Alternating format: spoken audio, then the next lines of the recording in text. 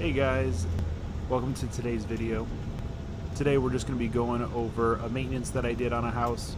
Really just kind of taking you over one of the condenser units that I cleaned. Didn't want to make the video super long. Still ended up being about 10 minutes. But really just showing you my process for cleaning the outdoor unit and some small checks that I did on it with like the capacitor. So hope you guys enjoy it. Let me know what you thought. Hope you have a great day. All right, so here are the outdoor condensing units. I love coming to this house to do the maintenance for one reason in particular. Obviously, we got these guys right here, and we have a hose right there. Gotta love it. So we're gonna start by getting the backsides off of both of these, do some checks, get them looking good. And then we're gonna pull the tops off of them, start cleaning them out, get them all nice and shiny, get them ready to go for summer.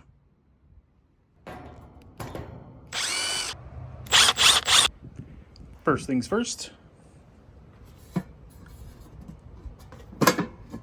turn the power off.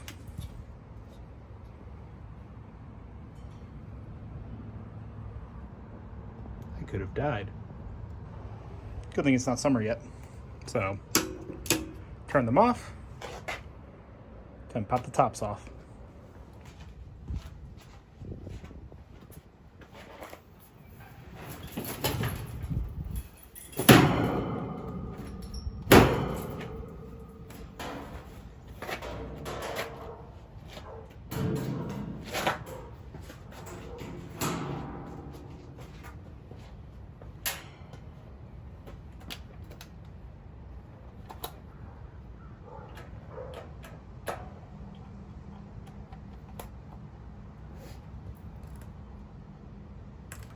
Okay, so first things first, we're gonna just clean this out here really quick.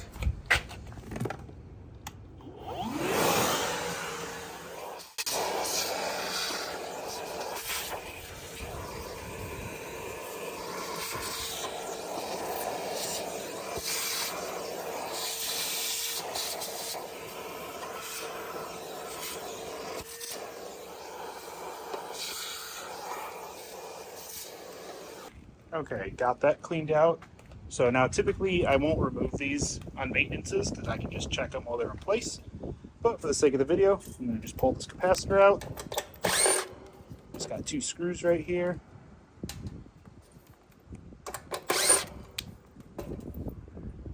Perfect.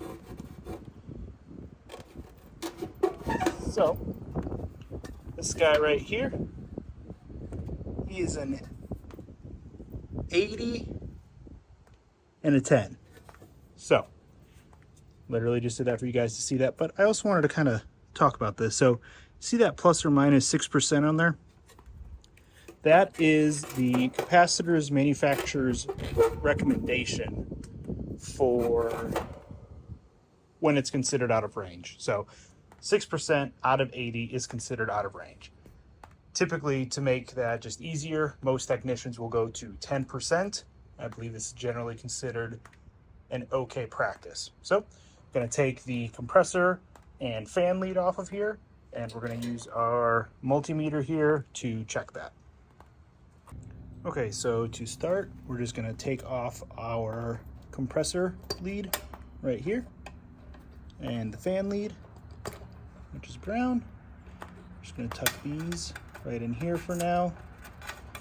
Obviously, we verified that our power is off, so we do not have any high voltage. We're gonna take our voltmeter, set that to MFD, and then we're gonna hit range until our decimal place is right there. And we'll put our lead across the common and the compressor side. We're getting 82. So we're good. We're within range on that one. Let's go ahead, put it on the fan side. We're making good contact, and boom, 10. So capacitor's good. We can put the leads back on and then move to the next step. Okay, so in this video, I'm pretty much just showing you guys how to do the cleaning part of that maintenance and just kind of a few small checks that I do. There's obviously more that's done here, but we're gonna start with the next step, which is we are gonna use our vacuum and get all this crap out of here. So let's get to it.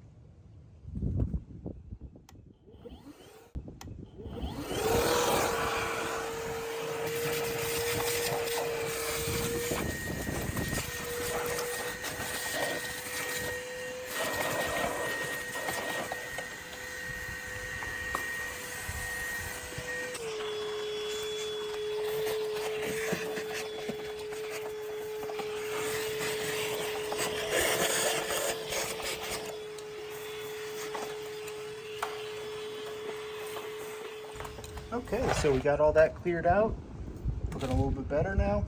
So the next step that we're going to do is we are going to pull the top, pull the side, get at those coils, clean this down in here, wash it down, and get it all nice and shiny.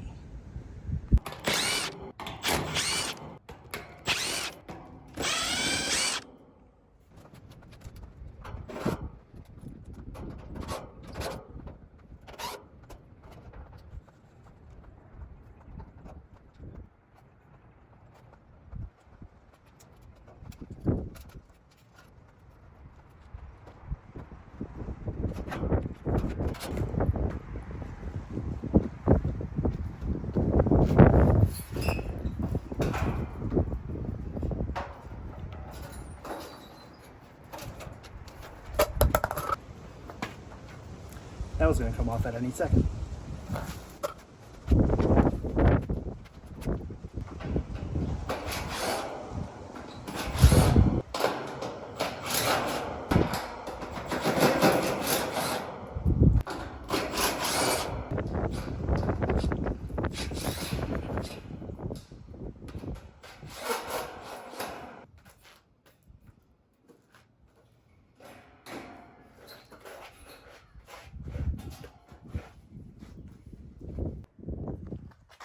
Okay, so now go through, vacuum all that up.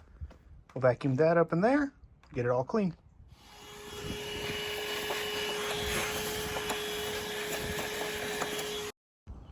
Okay, so now that we got that all cleaned out, we are going to fill up our little coil cleaning with water mix over there. This is the part where I inform you that unfortunately that hose bib doesn't work anymore for some reason, so that sucks. But here is what we got going on. Yeah, so mix that up, put some water in there, spray it on the coils, get them all nice and clean. Got a little scrub brush, we'll scrub some things down, rinse it all off. Should be good to go. All right, so here we go. Some guys have those fancy Viper guns. I unfortunately do not, so I use a nice little sprayer here. So, get it pumped up. Let's rinse her down.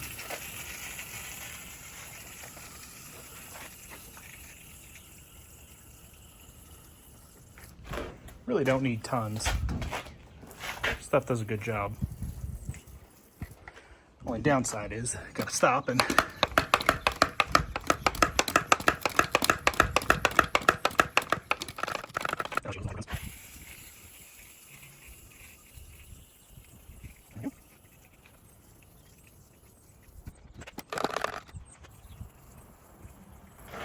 okay, let that sit for a second. They're not super dirty, so I don't think they really needed much, but we'll let it sit and I'll start scrubbing down this compressor side and the bottom and getting it all shiny.